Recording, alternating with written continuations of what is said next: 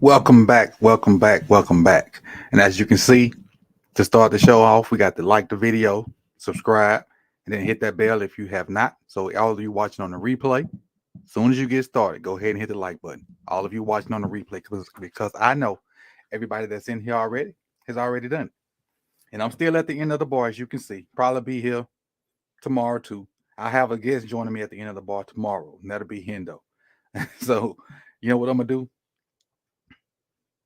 I'm gonna send him the same picture, and both of us gonna be at the end of the bar tomorrow. So Hendo will be joining us tomorrow at 4:30 for Ravens Daily. Today is Tuesday, episode 11, April 18th, 2023, and we're gonna talk about two interesting prospects, but not prospects, but actually players on the team that we didn't get to see much last year. So that we'll talk about David Ojabo and Charlie Cole a little later on. But I want to thank everybody for coming through. Give a few shout outs before we get started. Jeremiah W, Will G, appreciate it. Get yourself together. 1 inch at a time. That's what it takes with that PT. Baltimore get up, Shug, y'all just picked up a receiver. I see you trying to build over there, trying to build for Lil Hands, trying to get Lil Hands some weapons. C Iron, Jared, Malik, Jane Doe. I see you. I see you. Appreciate you guys for coming through. Appreciate it for coming through. What up, DDSQ? Appreciate you for coming through. You missed your Mondays, but you on Tuesday, so hey, better late than never. Better late than never. What up, Hendo? What up? What up? What up? Hey, Sugar's already throwing shade at you, Hendo. Scroll up. Sugar already throwing shade at you. Scroll up, scroll up, scroll up. So what we'll do is, if you don't know, and we'll go ahead and get started. The phone lines are open. Let me see if I can put that up there. Let me give you the right scroll at the bottom of the screen. That's from last night. Let me give you the good stuff. What you're here for. You're here for that one. There it is. That's the right scroll. Phone lines are open. So if you want to call and go ahead and get in line and get ready for it to talk about David Ojabo, Charlie Kolar, or whatever at your heart's content. Whatever you feel the need to, want to talk about Ravens related, please do so. You can even talk about our mock draft or anything from the show last night, which I felt like was pretty fun. And I'll be getting that full list out probably tomorrow that we did with our mock draft because it didn't save. And for some reason it didn't save. So I'm going to go back and watch the show tonight or in the morning and type that whole mock draft up so you can see who we picked where. And I think what I'm going to do is I'm going to put who picked the team, the person they picked, and who picked it. For example, it could be like I picked, let's say for the Steelers. It'll be Pittsburgh Steelers, it'll be who they picked, and it'll be Jose. That's kind of how I do it and get that all out to you so you can either make fun of us, you can call in and laugh at us, or you can just say we don't know what the heck we talking about. So that's how we're gonna do that. But let's first go to our Jane Doe comment of the day. Let's slide on over there. Let me get that up.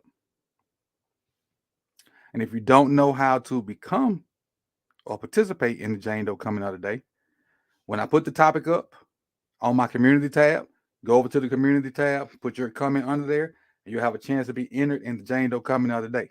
And so with that, if you're picked for any specific day for the Jane Doe coming out today, you get entered into a raffle at the end of the month.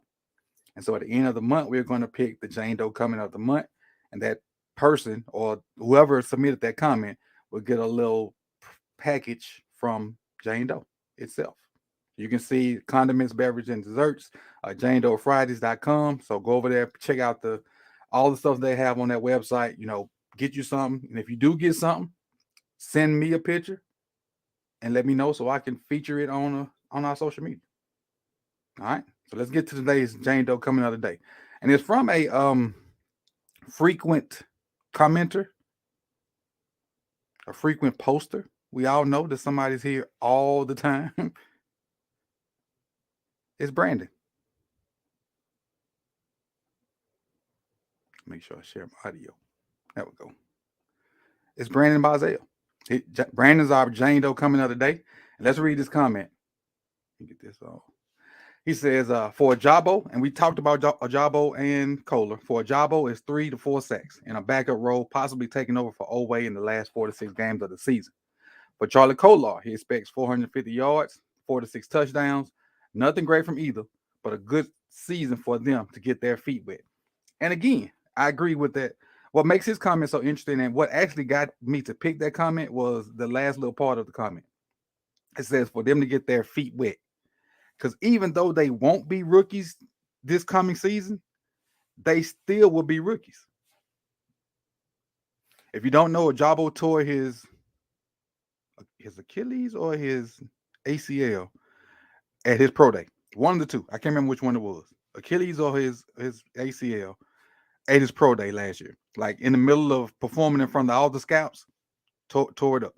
Couldn't do anything else and was out till late in the season for us. Week 15, 16, 17, somewhere he came back and played a little bit and just got his NFL bearing, so to speak. But still, that wasn't enough to get a taste of the NFL.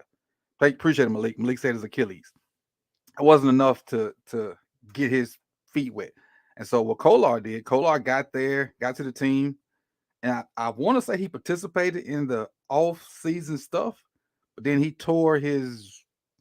had sports hernia, I know that, and that kept him out till late. But the fact of the emergence of Isaiah Likely and the fact that we already had Mark, we already had what's the guy that left? What's the guy that left that I didn't think should even make the team? We had Mark, we had Likely, we had what other two tight ends? Besides, and I ain't talking about 42. I'm having my brain fart right now. Really am. We had the one that was paid too much money. That was Nick Boyd. Nick Boyd was the one we paid too much money, but that's not the one I'm thinking about. Appreciate it, Johnny. What's the other guy? He left in free agency. Shoot. Anyway, that guy, somebody, Oliver, that's it. Appreciate your Oliver Griezmann. Oliver. So you had 4 tight ends, and Cola fitting into that room was going to be tough for him to get on the field, especially his only chance was probably to be that 4th guy, but when Likely started balling, his chance was slim and none. And keep in mind, Ricard was part of that tight end room also. So I appreciate you guys for helping me out, brain kind of go numb from time to time, especially with all these names. I got to deal with all the Ravens names and all them kids' names in that class, so they go blank from time to time. So I appreciate it. But again, Brandon, you want a chance to be the Jane Doe comment of the month with this comment right here, and I appreciate you guys. Appreciate you for doing that. And again, if you want to be featured in this, when I put the community tab up, when I put the topic in the community tab, go over there, comment under it, and I'll pick a winner the day of the show. And again, tomorrow, if you don't know, Hendo will be on the show with us tomorrow from the Rogue Podcast. I don't know the topic yet, but we'll have an interesting topic that I'll give my take.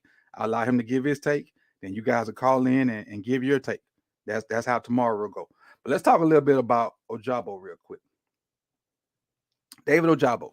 So as a freshman, didn't play much, redshirted.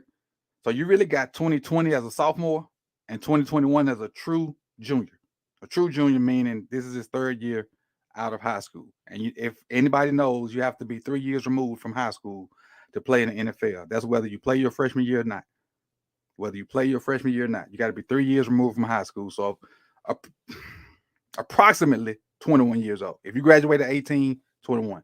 If you're fortunate enough to graduate at 17, 20. But still, 3 years removed from high school, that gets you a chance to go to the NFL draft. So didn't play his freshman year. Sophomore year, he got a grade of 42%, only played in 5 games. And then the junior year, he was paired with Aiden Hutchinson. What up, Drake? Paired with Aiden Hutchinson, an overall grade of 79.3. He played 534 total defensive snaps, had 11 sacks, 7 QB hits, 25 hurries, and 2 batted balls. Now, there's this thing out there that Ojabo wouldn't have had this success if he wasn't paired with Aiden Hutchinson. But also, and I think Jeremiah had this comment in the community tab. A lot of times, Ojabo had the left tackle, Aiden Hutchinson had the right tackle, and Ojabo was still producing. He was still producing. And there will be times where Michigan would switch both of them. And I remember it because I did videos last year on Ojabo and on Hutchinson. So I know there'd be times where they'd switch out and he'd work on the stronger tackle. So it's a lot of validity to that statement. So is all his stats because of Hutchinson? I don't think so. But can a lot be attributed to Hutchinson? I think so. But with that being said, he can come in here and be in the same role because you got Bowser on the other side. I don't know if he's going to play the same position as Owe. I would hopefully eventually him and Owe will be opposite of each other. But if he plays the same position as Owe, he may have a chance to beat him out, like from the jump. But I think it's going to be a good rotation with Bowser, Ojabo, and Owe. And if Owe brings his A game year 3, I think this will be year 3, and Ojabo can kind of figure out his what his college self was like and bring it to the pros, I think you'll have a formidable edge if, and this is the huge if, and if gets people fired. If gets people fired in NFL, if they can hit their potential, we should be good on the edges for a while. For a while. Now let's talk about the other one. Let's talk about Cola for a second. Again, Cola came from Iowa State. Heralded. I'm sorry, not Tit. Heralded. Tight end prospect, picked in the 4th round with Likely, a couple of picks before Likely, because we had 92 picks in the 4th round last year, and that's where half the team came from. But in 2019, 85.5 overall grade, 2020, 84.9, and 2021, 85.3. Basically played the whole season, all 3 years there. You see his snaps up there on the board already. In 2021, he had 63 receptions out of 95 targets, 764 yards, and 6 TDs. Now, enough mind. I was about to say he's coming from a long tight end U, but I forget. But that's Iowa that keeps putting all of them tight ends out, not Iowa State. I remember Iowa had, I think, 2 tight ends drafted in the 1st round almost a couple years ago with I think that was maybe 2019, maybe 2018. They had 2 guys that if they didn't hit the 1st round, they was close in the 1st round from the same team. But anyway, Charlie Kolar is a huge guy, like 6'6", 6'7", plays more like a big receiver. I don't know how much he's going to help us in the run blocking game, but honestly, the only run blocking tight end we got that's good at it is 42, and he's a whatever. He's a slash. Market block, he all right, and Likely got better. Kolar, he's a tall, lanky guy. Yeah. That's gonna put us in a situation where we're gonna have to play Nick Boyer. If I don't even know if Boyer's still here. Is Boyer still on the team with all that money he making? That's the question I need to find out if Boyer's still here. But again, Charlie Kolar was in the back room of like we had just as many tight ends as receivers. So what's the expectation for either one of those guys? I'm interested to see what you guys think of the expectation for them. And these are my expectations. Then I'll go to the phone lines and let you guys know. Okay, appreciate it, Hendo. He says Boyle is cut. Good. That was $8 million on a glorified 5th tight end. But again, I don't pray for nobody to be cut, but that was a very bad management of funds. But I guess we didn't factor in the fact that he was going to be hurt. But I think he's trying to revitalize his career as a long snapper. I think he tried out for somebody. I went to somebody's pro as a long snapper, if I'm not mistaken. So we'll see. But let's get to the phone lines. Let me get Charlie Kolar off. Let's see if I can get me back on. There we go. And put me back in there. There we go. Now, let's get these phone lines open. I got a couple callers waiting already.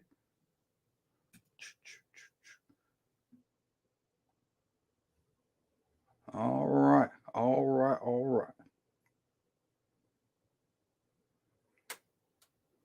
Let's see. Will G should be up. Let's see if that works.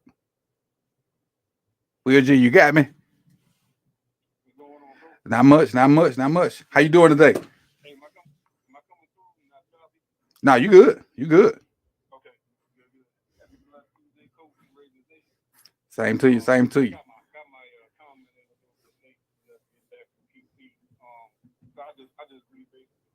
Okay.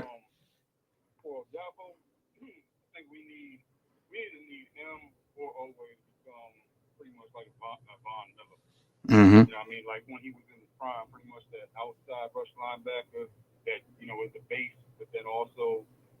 is also in, the sub packages, pretty much when they go from outside linebacker to take one of the defensive end spots. You don't have a premier, dynamic pass rusher at the defensive end spot, or if you're just going into your speed packages. What I would like to see, and I think you can touch base on it already, is I'd like to see a Jawbo and Bowser Hold on a second, pretty Will. much be. Hold on 1 second for me. Hold on 1 second for me. I gotta do something for you. Now you can cook. Now I got you. Go ahead now. You good? Yeah, I'm good. Yeah. So just I would like to see. I think you already touched base on it. Is Ojabo and Bowser be the primary outside linebackers, and then Owe kind of like until we find his fit, pretty much be that sub package speed rusher where he can just focus on, taking one of the defensive tackle spots or one of the DN spots when we know it's, pretty much a pass rush situation. So we Mm-hmm. need one of them, Owe or Ojabo, to be a hit like Von Miller, pretty much. Well, here. Um, Oh, go ahead. I'm sorry. Yeah, and I would like Owe pretty much to be like that free rusher because when you get that free rusher, it's usually either a misassignment where he gets a free rush at the quarterback, or he's usually taking on, pretty much only the back in the backfield to get to the quarterback. And I feel like he would excel at that because of his speed. And if he would just focus, just had to focus on that one thing, he could get better at it. I would also, for Cola, I really don't expect too much outside of being that big package in the red zone type or, short yardage situation. Pretty much when you try to play action a block, pretty much when you bring in a 3 tight end sets. I don't even know if we're going to do that too much now with Monken's style of offense. Because I see, pretty much Likely and Andrews being the 1 and 2 when we go into like the ace formations and stuff like that. But if he can be that guy, in the red zone when we pretty much trick him, he can just go to the flat and be wide open Mm-hmm. and pick up the key block of like one of the like if we put him on Watt or something like that, because I don't know how good of a blocker he is, but he's a big guy. Right. So the premier pass rusher still got to go around him at some point. But so that's the 2 things I see for those 2 gentlemen. I'm hoping I see what we saw at the very end of last year of Jabo when he started to get some couple reps in. Like he seemed like he was starting to find his grounding. And if that carries over this year, yeah, it could be exciting. I'm not really too worried about a blocking tight end, especially with the way that you talked about Monken's offense. Mm-hmm. If we have Lamar.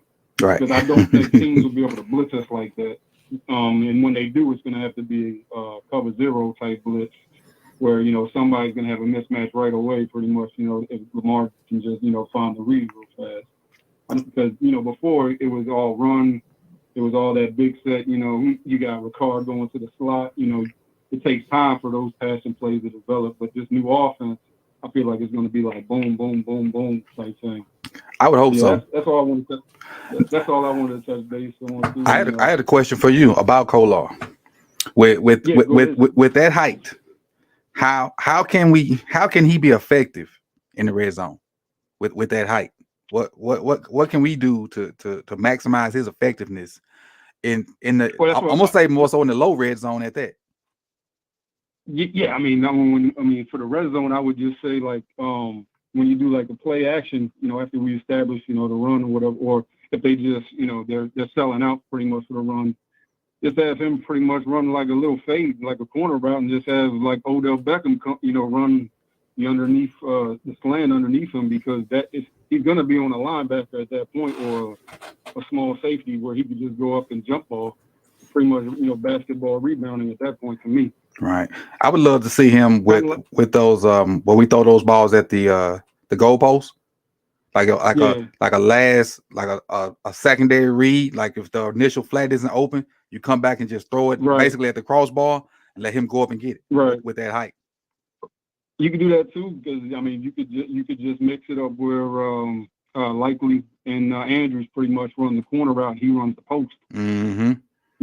Either way, it's going to be a mismatch at that height, and then, it's most likely going to be on a linebacker. So that's an automatic mismatch usually, unless it's like one of the top premier linebackers, but there's no linebacker in the league that has that height. So Right. you get it up there at the right spot. Well, there is one. You know, like there is one. He plays in Arizona. Oh, okay. And maybe the dude, what's the dude that plays on San Francisco? The real good one. Oh, is it not Warren? The middle linebacker. He's number 54. I can't remember his name. What's that kid's name? He's like they're like the only type linebackers I can see being able to do that. But again, so many mismatches. You just go to another spot at that point. Is Fred Warner who you was talking about?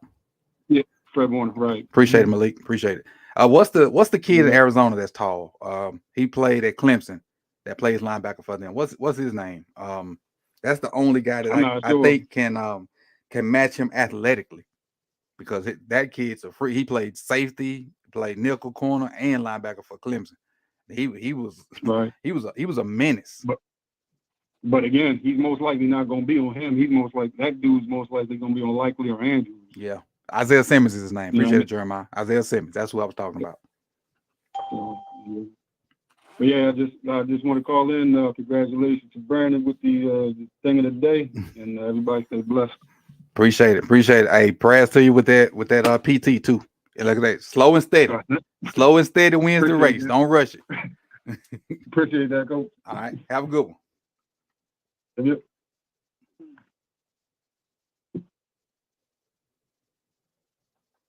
Let's see. Click that button. There you go. Green, you back with me. I appreciate you for calling back. What you got for me today? My main man, Coach, what's going on? I'm actually just getting in from a doctor's appointment, and I seen that you was going live on the show, so I was just calling to tap in and see if I can offer a little bit, and just get it going, man. Ravens Nation, how you doing, bro? We good. I hope everything went well. You come from a doctor's appointment. We are doing PT. We just gonna throw some prayers up. Let's get some prayer hands in the chat box for everybody. Make sure everybody's safe and sound throughout Ravens Nation.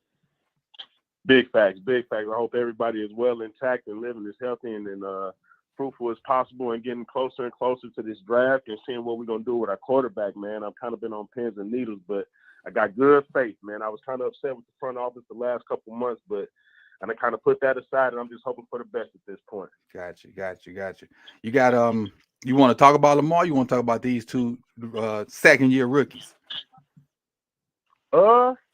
It's whatever. I mean, it's your show, man. You robbing the train. I'm just along for the ride, so we can touch on a little bit of Lamar, whatever you want to get into. All right. So let me ask you this then: what do you think about how did Hurts contract? How do you think that affects Lamar?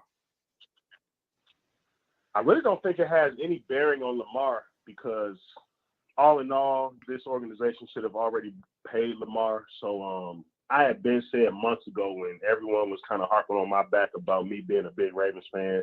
Oh, y'all gonna lose Lamar. I'm like, hey, man. I, from the beginning, felt like we were gonna wait and see what Herbert, Burrow, and Hurts were gonna get paid, so we can pay Lamar what his just due was, and do that without going to the numbers of the Watson deal. Mm-hmm. So my thing was, Lamar should have been paid, and I feel like Baltimore as an organization knew that. So, okay, we dropped the ball on that, so let's let the shakeout with these other quarterbacks and their deals get done, and we'll pay Lamar accordingly, according to what he's already done and what we feel he can do moving forward. Mm-hmm. Bringing Monken in was huge. Whether Lamar wanted Monken as the OC or not, no one really knows. They say Lamar was a part of the decision-making as far as bringing Monken in. Again, no one really knows. It hasn't really been confirmed yet. But just with the pieces that they bringing along, the draft yet to come, bringing in Monken, letting go of Steve Saunders, the physical therapy guy for the team, everything looks like they're trying to appease Lamar, knowing that they didn't before. Mm-hmm. So, I mean, it's kind of hard to dictate where they go with it, but my gut tells me that Lamar's going to still be here on a 3-year deal. So it's just interesting to see, man, because this team is still made up around Lamar, if you look at it, and they can't afford to lose him. For the revenue that he generates, the popularity, and the primetime games we get because of him being on the roster, like, he is the franchise. So they just got to do right by that man. You know what I mean? Snoop got a chance to play in a lot of primetime games because they were scheduled for Lamar. Yeah. Snoop got some prime time, like a lot of eyes on him. then which I think helped him get that Pro Bowl nod, because a lot of people got a chance to see him Sure. play. And he wasn't great, but he was enough for people that were not playing in the Pro Bowl to say, hey, let's look at Snoop. He at least had him in Yeah. games. So, And he's definitely a talent. Is he as talented as Lamar? Of course not. But the guy does have something to offer. I feel he's going to be a career backup quarterback. I don't see him ever being the starter. mm-hmm. But there aren't many better backup quarterbacks. Depending on your situation, you won't find many backup quarterbacks as capable as you will of Snoop. So the exposure that Lamar's injury afforded him is great. I would love for Snoop to be back as our backup. I don't want to go and invest in another backup. Just for the style of offense that we run and have the mobile quarterback as our starter, I wouldn't want a statuesque quarterback backing up Lamar. That would kind of just throw our plans down the drain. So this offseason can go a lot of ways. It's already been an up and down kind of offseason, so it can go a lot of different ways depending on the moves we make going forward. I think Snoop, if he ever gets a chance to be the starter from day one, you'll see. I don't think you'll see a different guy, but you'll see a better version of him. If he ever if he moves on and goes somewhere and he's like, okay, you're the guy until somebody beats you, I think you'll see a guy that can maybe hold on to that job till like a stud, till they draft a stud or whatnot. You'll see a serviceable, and I hate using that word, but that's kind of what fits him. A serviceable QB until a stud or whatever comes along. And if they don't draft that guy, he can be the bridge guy till whatever team gets that. Hopefully that won't be us. Hopefully we'll keep the guy we got and keep him. But we'll see. Let's talk a little bit about Ojabo. What's your expectations for Ojabo? I expect him to be the breakout player of our defense this year. I would love to bring Justin Houston back, especially if he's willing to take a team-friendly deal. But Ojabo and Owe could be real scary together. Owe needs to take the biggest step, but I think Ojabo will be the guy to take the biggest step. He's very talented. His motor is never ending. I loved him coming out of college, and his injury unfortunately knocked him down to us, but that kid would have been a top 10 pick, I believe. If he can stay healthy and give us 13, 14, 15 games of play, I see him making a Pro Bowl possibly. I don't know about all pro, but he can definitely be a Pro Bowl caliber player and a contributor for us. Stats aside, if he just has an impact on games and not giving up the edge and living in the backfield of these offenses and just being a terror, he don't have to have a high number of sacks to have a high impact on our defense. So with the secondary behind him, he can afford to go all out and pin his ears back and live in the backfield. So I love the potential that he has. It's just all about health with this team. We've been a Super Bowl caliber team the last 3-4 years. We just ain't been healthy enough to cash in. Right, exactly. Health bug has basically punched us in the face constantly. The only thing, my only concern about Ojabo is him on rundowns, and I'll get your Charlie Cola tape. What do you think? Can Charlie Cola even get on the field? And if so, what do you expect from him? In Monken's offense, Monken loves to use the tight ends. He uses them differently from Roman. He's a more pass-oriented OC, as we know. He likes to go 3 wide, 4 wide, but he can put tight ends in his slots instead of your traditional slot receivers. So I love the versatility that I believe Monken is going to insert into this offense, with Kohler being, 6'6", 6'7"? My only thing with him is he has to improve as a blocker, much like Isaiah Likely did last year.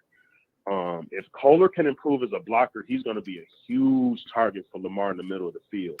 Now, you got Bateman, you got Odell. Hopefully we bring in D-Hop. I personally want Mike Evans, but that's neither here or there. Our tight ends are going to feast this year if we get the right weapons on the outside combined with our run game. Kohler is huge. He's not the quickest footed tight end, but he's sure-handed. Yes. So those 3rd and 1s, 3rd and 2s, if you can just get him on a curl or a drag or a sit route, I mean, we can play a possession game. We don't have to be explosive and hit home runs all game. We can just dink and dunk down the field. And eat that clock up. For Lamar. Eat that clock up, man. Keep the ball away from the other team, and that's how we're going to have to play against KC. We don't want the ball in Mahomes' hands. So, and that's how we beat them a couple years ago. We didn't let that offense on the field. So limited their possessions, and a couple times we got a couple turnovers. I remember Oway creating a turnover that game also. Yeah, he won the game for us on that fumble. Mhm. Punched the ball out and fell on it, and they was getting ready to go in and probably kick the game with a field goal. And Oway made the play of the game. So this team is oozing with Super Bowl potential, man. We just got to make the right moves, and at the end of the day, secure Lamar. So I don't know, Coach. You got to get in their ear, talk to EDC or Biscotti or somebody, man. You got pull in Raven Nation, so you I gotta wish make the magic happen, man. I wish the only person they talk to in the Raven Nation on the flock is Kicker. That's the only person they talk to. That's the only person they'll even acknowledge. But you know, it is what it is. They I know they hear rumblings. They act like they don't, and they probably don't have social media, but it's enough people in that Well, I building mean, to I've know. seen Hardball. I seen Hardball on Engraven's show one time. He chimed in on one of his shows, and Oh yeah, he was at the training camp. Raven, man, y'all the two biggest voices in Raven Nation. So one of y'all got to be able to break through the ice and get in somebody's head up in that office, man. Hopefully, I can get to training camp and at least introduce myself and say hello. They may hit me with one of these, but hey, that's all I can do. That'll be big for us, though, man, because the Ravens have to be able to listen and put their ear to the street and listen to the fans, because for years it seemed like they just moved to their own accord without taking into account fan consideration. Yep. And I know we don't pay the bills and all that. Oh yeah, we do. You know, I mean, we do. Yeah, we do. Indirectly, we do. You're right, but I just don't see how they can ignore the wishes of the fans for so long. You know what I mean? So we'll see. It's time for them to get out of their old ways and start moving to the beat of the new drum of the league. You know, we got to invest in offense. And it's no longer, we can't ignore that anymore. So I would love to see Kohler have an elevated role in the offense with Likely and Andrews. There's a lot of different lineups and personnel packages we can put out there. You know, we don't have to just live in 11 personnel. You know, we can mix it up. So I sure appreciate it, and I appreciate it. It's another great call. And tomorrow we may have another topic that's right down your alley. So if it is, you know, hit us back tomorrow. Tomorrow will be me and Hendo, so you'll have more voices to conversate with. And I appreciate you for calling in, man. Appreciate it. My boy Hendo, I can't wait to tune in, man. I'll be there front and center. I appreciate it. Appreciate it. Yes, sir, Coach. God bless. Same to you. Yeah. Next up. What's your name and what you got for the show? How you doing, Coach? I'm good. I wanted to talk about three things. I want to start with Charlie Kohler and you gotta tell me your name first, so I need to know how to address you. My bad. I'm excited. My name is Joe. Okay, got you, Joe. Appreciate it. Now go ahead. I'm sorry. Go ahead. First with the Charlie Kohler and David Ojabo. I like what you mentioned earlier when the guys that get their feet wet. One of the things that I'm kind of concerned about is the D line, especially the DN position.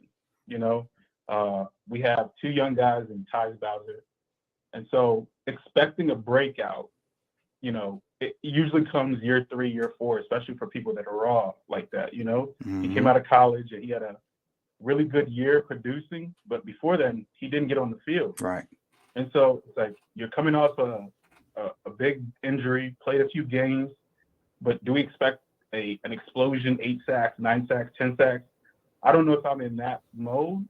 I would prefer they bring back Justin Houston to kind of teach him the ropes, and hopefully Odafe can, you know, take a hold of that starting spot or the second, you know, first person off the bench coming off, and, you know, have a bigger year. That's what I was worried about. I was never worried about Odafe year 1, year 2. I wanted to see progression, but like, you know, Daniil Hunter, like that's what he was comped to. It was Daniil's third year, he had 15 sacks, right? So you see a lot of, unless you're like a generational Chase Young type dudes, like it takes you a little bit to get, you know, get going in the league. Even Zadarius Smith, when we had him, year 3, year 4, that's what he thought too. Yep.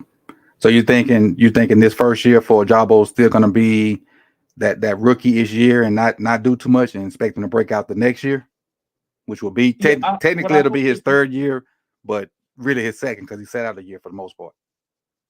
Yeah. What I hope they do is kind of like, you know, almost like Washington did with their young dudes like Sweat, you know, all their rotational players, is like make them specialists until they become good at everything, right? Like Baltimore has this like incessant desire to make everybody play everything, you know?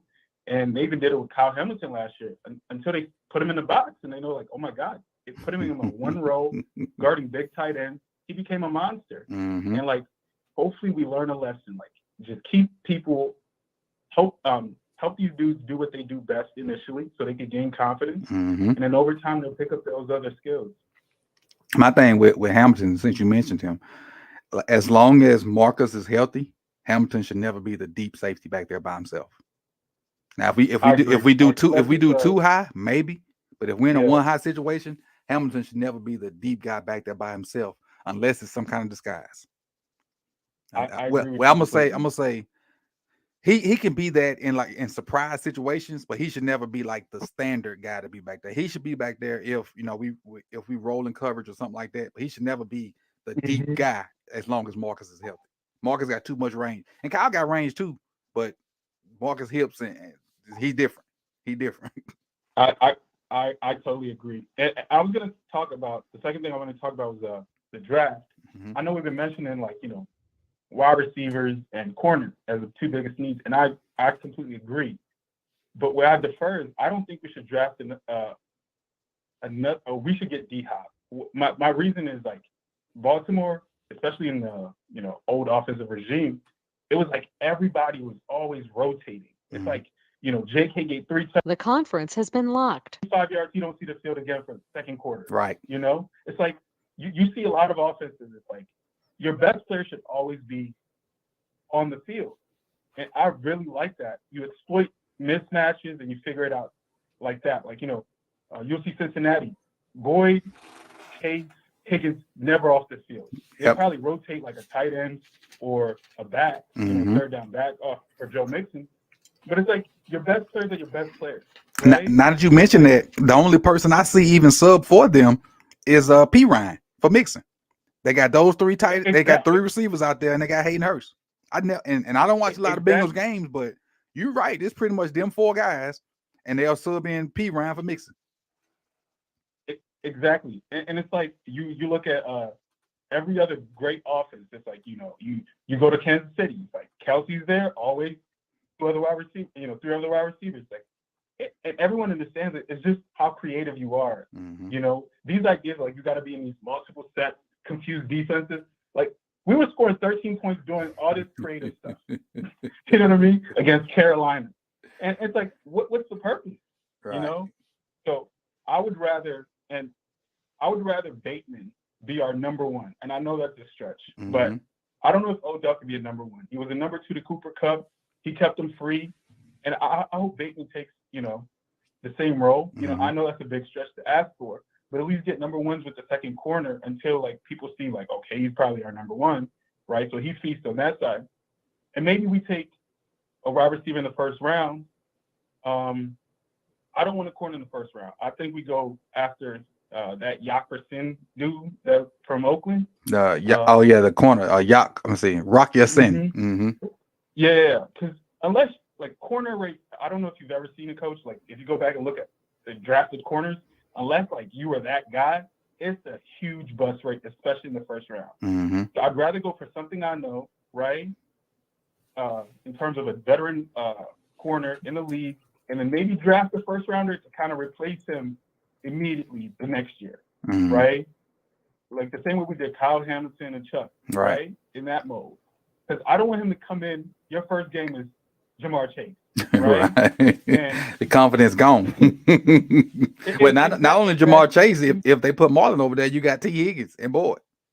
Exactly. Corner is one of the hardest transitions. So I'd rather a wide receiver, and this is my hot take, that 3 safety lineup last year was incredible. I really liked the way it looked. And so let's get a more athletic Chuck, like that branch dude from Alabama. He plays nickel. He's an incredible tackler, rangy, fast, and then you have an even faster defense, right? If we had a second, I would agree with you on Branch. If we had a second, but I think with us only having a first and a third, and that the big need at wide receiver and DB, I think now, if you get D-Hop or if you get Mike or if you get another established receiver, I think your immediate need goes to DB, whether it be another safety or corner. But I think it'll be corner because you can take a corner that is not as good and move them to safety, but you can't take a safety and move them to Hmm. corner. And they should look at that experiment with Brandon Stevens. They keep trying to move the man around, and he ain't picking up the nuances of either position because they keep bouncing him around. So just put him in one spot and let him Yeah, go. But if we get another established receiver, no matter who that is, through trade or free agency, I think we definitely go DB right there because I mean that's gonna be the biggest thing. We got to find a way to defend, and I ain't saying stop, but at least defend what the Chiefs do. Just forget the Chiefs. We're about our own division. What the Bengals do. Look at this. yeah, Look at the Steelers and picked up another receiver. The Browns yeah. got a couple of good guys over there. We got to be able to defend them guys. So I DB is I a agree. pressing need. Can I ask you a question then? Yeah, go If we ahead. get like let's say D Hop or Mike Evans, right? Mm-hmm. What happens to Bateman and his role? What happens to our development of wide receivers? I What think we, happens to Prochet, Kylan, and yeah, Stu? unfortunately for my dog Prochet, you you basically can come on the show with me, Prochet, and we can talk ball. That's basically what he can do. And I think Wallace is worse than Prochet. But again, if we get those guys, I think we turn into what we were just talking about with Cincinnati. You keep whoever the established receiver is, the X person. Then you have Odell. Then you have Bateman. Them three guys stay on the field, and your tight end, and you can mix in Mark, and then you can probably take one of those receivers off and put Likely in, but you can kind of move Likely at the receiver spot too. And so even when you decide to go empty, you're looking at two tight ends and three receivers. So you got a bunch of pieces you can mix and match, and it's just up to Monken to have the creativity to mix and match. If we get another receiver, even if we get one in the draft, you still can kind of do the same thing. If you get a Zay Flowers or a Hyatt or the tall kid from TCU, I forget his name right now, Johnston, whoever you get, you can still have that same type deal. And if you go DB, you almost guaranteed you got to find an established guy because the receiver that you get in the third round probably not going to be somebody that's going to contribute right now. If you get a third round receiver, they probably going to be battling with Prochet and Tyler Wallace to get on the field. I agree. I agree. I guess you made it more clear for me because what I was worried about is having this breadth of talent at tight end because we're talking about Kohler. Mm-hmm. Like, is he going to see the field if we draft another wide receiver? I doubt Right? it. How about Likely, who we saw flashes last? I really like Likely's game Mm-hmm. last year. Yeah, now He, that's he what I don't kind of think you could reminded me deny of Likely. Travis Kelce. I don't think you could deny Likely. He made his mark, and even with the game when Mark went out, how he balled like that, you can't keep that guy out the field. I don't think so. Even if you Exactly. pick up a extra receiver. No, I agree with you. Lastly, before I leave, I want to just talk about. I really appreciate your show because it showed, like, we had all Ravens glasses, purple Kool-Aid, whatever you want to call it, and it kind of showed the dysfunctionality of the organization internally, right? Mm-hmm. Like the way Brodney, they've been talking about it for a long time, right? Yep. And sometimes you get defensive because it's your team, and then you see, like, remember what was it, the internal NFL player ratings of everything that was Yes. happening, Mm-hmm. right? And then you're like, oh my God, it's just they got good PR. That's all they got. Yep. Players are talking about how I was injured, and they're like, oh, we don't know that. They don't have Derek Wolf coming out. All these players talking about strength and training. Rashad calling out the GM. Mm-hmm. And I thought this was a really important kind of off season, even with the Lamar situation going on, because it illuminated, like, they were hiding a lot of things underground. Yep. Right. And it's like every time a player leaves, they're demonized for saying something. Like Marquis saying, "Oh, you didn't use me correctly," right? Yeah. He seems selfish. It's like, "Oh, just shut up. You're running the ball so well." But it's like these players are right. And a lot you and your co-hosts that you have seen these before they occurred. Yep. And I appreciated that because I definitely have purple Kool-Aid. And we all did at some point, but like this, and I'll close with this new generation of kids, they, I'll take guys like my age, we'll not say nothing so we can keep our job or keep our money going in because we don't want it to affect, our home life or whatever. These new kids, They don't care about that. They speaking. If something jacked up, they gonna talk about it. They don't care about that. If something's wrong or if something they feeling done wrong or injustice or something, them cats is talking about it. They ain't it's like forget the consequences. We gonna talk about it, get it fixed, and if it don't get fixed, we gonna keep marching and talking about it until it get fixed. It's just the way these new kids are, and I salute them for it. I salute them for it 100% because I don't know if I would have had the gall to do that because I want to keep my checks coming. Oh, for sure. And I do too. And it seemed initially like, I was like, man, he's right. Like he came out of Oklahoma. He was an incredible player. Why is it like we don't, we keep missing on wide receivers? I don't think we keep missing on wide receivers, Coach. I think the organization realizes where they want to pay players money. Mm-hmm. And it's always players at non-premium positions. If you ever notice, linebacker, tight end, right? Free safety. And we'll pay corner, right? But we won't pay premium position like wide receivers and quarterbacks. And it's like, what is going on? Like, you know what I mean? Why is it we're always cycling through wide receivers, right? But we'll pay anybody else. And it's like, it's frustrating. Right. So I appreciate it, Joel. Thank you for this. Is your first time getting through, right? Yeah, for sure. Yeah, so make sure it's not your last time. I appreciate it. Thanks, Coach. I have a good one. Lastly, I appreciate you for holding. We got King Rave here, and I know I promised him my top 20 Ravens, but I ain't do it just yet. I'm gonna be honest with you, King Ray. I wasn't feeling good, so I was chilling most of the day. I ain't do my list, but I appreciate you for calling in and go ahead. What you got for me? You can't hear me though. Yeah, I hear me though, right? I hear you fine. Yeah, my bad. I'm on the road. It's kind of different than the last time I called. Most definitely, man. I actually just want to put my input on the first start of the best Raven, and not many people could possibly agree yet because it's kind of awkward to say it. Because considering the fact that you got Ed Reed, you got Ray Lewis, you got Chris McAllister, Darius Webb. My bad. Let me stop naming these amazing guys that I know. I'm a huge fan of it. But of all the amazing guys, for some apparent reason, I just feel I have to be that 1% to just come out of nowhere and say, I think my favorite Raven is Jacoby Jones. And it sounds crazy because I say this because of only one thing and one thing only. The man was on the Texans and people barely knew who he was. Yeah. When he got picked up by the Ravens, no one knew who he was. He was just supposed to be a random guy that they got when they got the accusation of Anquan Boldin and stuff. And, we got some of the weapons. And no one knew that this guy was about to rise into something so great that he brought an entire new energy to the Baltimore Ravens. How I would say that he brought that energy because he is in history as one of the guys who had one of the greatest returns of all time. He is one of the guys that came out here and bring a great pizzazz, energy, a whole Raven attitude. He had no fear of anybody. He had no problem showboating in front of somebody's face. He had no problem putting his all into every step he put on the field. Yep. And like I said, there's millions of guys for the Baltimore Ravens that we could say who did that. Ray Lewis, Ed Reed, whatever, etc. Ray Rice, even though he had that situation.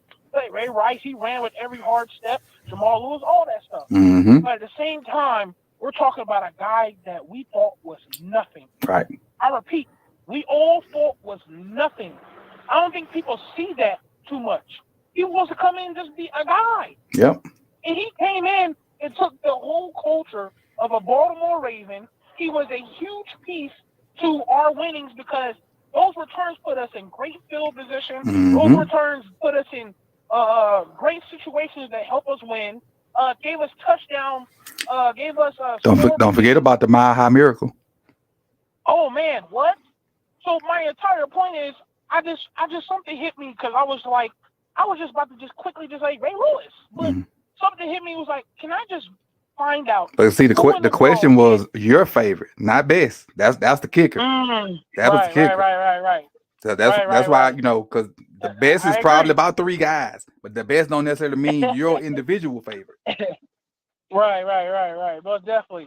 But I just wanted to see if I could come at it a different way than most people, and I really do feel like Jeremy Collins does not get enough credit. I mean, for crying out loud, when we was doing that draft, while he was in a suit, he still tried to do a little dance. If you remember, you know, he's still trying to showboat, man. Yeah. That is the pure, like, that is a pure Raven. That, Right. you know, play like a Raven. That is the definition, man. When you don't even play on the team anymore, and you still feel like showboating in front of people. Yeah, he did But that at the anyway, draft, right? Yeah. He did at the draft, When yeah. he was doing a call for the draft, Mm-hmm. and he was announcing it, and he was like, "Oh, don't get mad, I have a ring." You know what I'm saying? You know what I'm saying? Yep. It's a huge definition of a Raven. Second thing, I was listening to you, Coach. How dare you try to tell that caller that Tyler Wallace is worse than Porsche? You know, Hey, if I'm not mistaken, I'm gonna see what I'm gonna pull up the numbers. If I'm not mistaken, nah. Prochet got There you better go. stats than I believe Wallace. it. So that I so believe so it, for man. me, that means Prochet's better. The numbers never lie. I agree. I feel you. I respect that. I understand. And not too much. Just make a quick call. And I know you've been announcing as King Rave, but it's really Rave Kingdom. But it's all good. No big. Hold I'm on. not even tripping. I might be tripping. Yeah. Is it? Let's see. Where is it? I saw it earlier. My bad. I think everybody knew who I was talking about. No, you're fine. It's because Oh, you know what I this did? guy- I there's typed it another in person. wrong, and Yeah. when I put your number in, so I know who it was calling. I typed it in like that, so I'll flip it. That's No, what I yeah, did. you're fine. I promise you, I'm not even tripping. I think my name was a little bit similar to a few other people, but but I mean, it doesn't matter because you made a whole video about my call. Yeah, I did. I did. Shout out to the Lunchbreak Hot Take Undergate Gatekeepers and IvanEvans. I'm a Team Keeper Team member. Shout out to you, man. Keep doing this. I just want to make a quick call, man. I appreciate it, man. I appreciate it. Appreciate you for coming through. Appreciate it. Most definitely. Have a good one. Be safe on that road. All right, that was our last caller for the day, so I appreciate it. Again, great calls today. I appreciate everybody for calling in. Again, if you want to be featured on the Jane Doe coming of the day, when I drop the topic later on today, go over there, put your comment, and I'll pick somebody tomorrow, and you could be into that, into the not the draft, but the option to be picked as the Jane Doe coming of the day. And if you're picked as the Jane Doe coming of the day, you have a chance to win the Jane Doe prize package at the end of the month. Again, tomorrow's topic, don't know yet, but we do have a special guest tomorrow. It's Hendo of the Road podcast, and you know how that go. There's a lot of debate going on between me and Hendo. We just opposite. For the most part, we opposite, and it ends up being great conversation. So and even if you might have some shots you want to throw at Hendo, come on through tomorrow. Come on through tomorrow. It's gonna be fun. It's gonna be fun. Even though we're gonna have a topic, any topic is open. Any topic is open. So even if you want to go back to some old stuff where he said something crazy about Prochet, feel free to call in and get on it. Feel free. Don't wild now. Don't wild now. Tomorrow's the day. So tomorrow, Hendo will have the pleasure of being our very first guest on Ravens Daily, and we're gonna run it like that, man. I appreciate everybody for coming through. If you have not, hit the like button. If you've not subscribed, and you can't be chatting if you're not subscribed, so subscribe and hit that bell so you can be notified when this comes out. And you know when it comes out, Monday, Tuesday, Wednesday at 4:30. I got a fantasy football league and I'm trying to fill up in order to be a part of that. And if you watched last night, you saw the chain that's going to be the prize for my fantasy football league. Go to patreon.com/sip-the-tally. Pick any one of those tiers, and then I'll send you the link to join the Discord where you can always chat with us, and the link for the fantasy football. So do that. That's your homework. Make sure you join. Make sure you share. Make sure you spread the word. Tell a friend. And again, once we get to 8,000, you get the whole roundup on a call-in show. I think I'm about 40 some odd away from 8,000. Once we get to 8,000, you get the whole roundup on a call-in show. That's going to be a movie. The Cuban like link is in the box. It's being protected right now. It just can't be out nilly-willy. You got to stay at home sometime. Got to stay protected. So it's in the box right now. It only comes out on Mondays. All right? And then once the season starts, you'll see it all the time because I'm gonna be winning. So I appreciate everybody for coming through, man. Again, like, comment, subscribe. Hendo will be here tomorrow. Tell a friend, and share. If you're watching the replay, put in the comment section your expectations of David Ojabo or Charlie Kolar. That's what we're gonna do. So always thinks. Off Grid Wilson said always thinks. Yolanda gonna get him. Yolanda gonna get him. And we're gonna end on that note before hold on. what this man said? Melissa said Bobby T purple for balance. Cut it out, man. Cut it out. I see y'all tomorrow, man. See y'all tomorrow. Peace. What up, Living Legend?